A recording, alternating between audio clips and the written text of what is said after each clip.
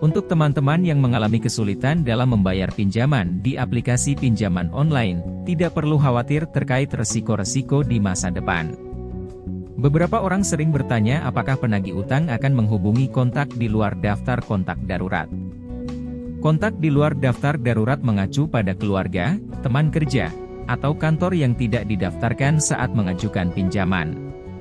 Jika teman-teman gagal bayar dan tiba-tiba ada orang yang tidak pernah didaftarkan di aplikasi pinjaman tersebut dihubungi oleh penagih utang, artinya penagih utang telah menghubungi kontak di luar daftar darurat.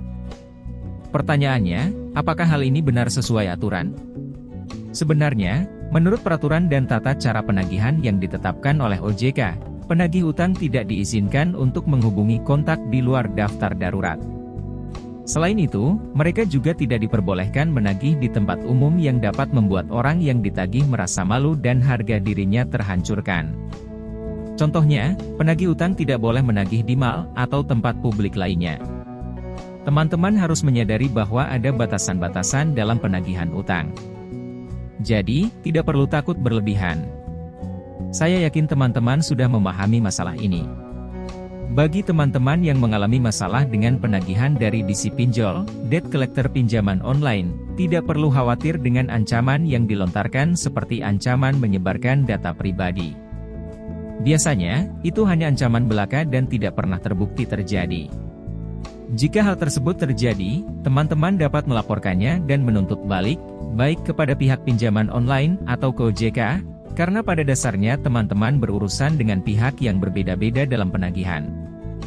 Jadi, jika teman kalian mengalami penyebaran data, tidak berarti hal yang sama akan terjadi pada kalian.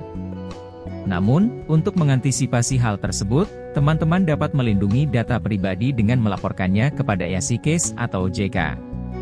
Tujuannya adalah agar OJK mengetahui pelanggaran yang dilakukan oleh EASY-Case. Jika terbukti, OJK akan memberikan sanksi yang dapat mencegah teman-teman dari terus-menerus ditagih.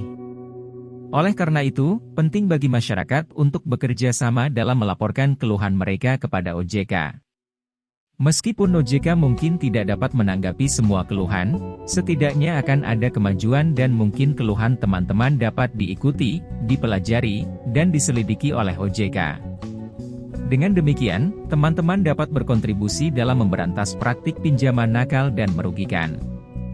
Banyak orang yang merasa tertarik dengan pinjaman semi-ilegal karena tenornya hanya 2 minggu dan bunga yang tinggi.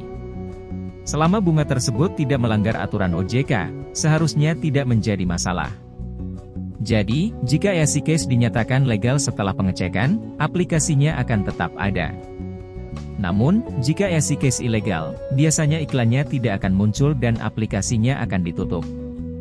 Pinjaman online yang legal tidak akan berani menjadi ilegal karena mereka memiliki reputasi yang baik. Jika mereka melanggar aturan, mereka dapat dengan mudah dilacak dan ditemukan.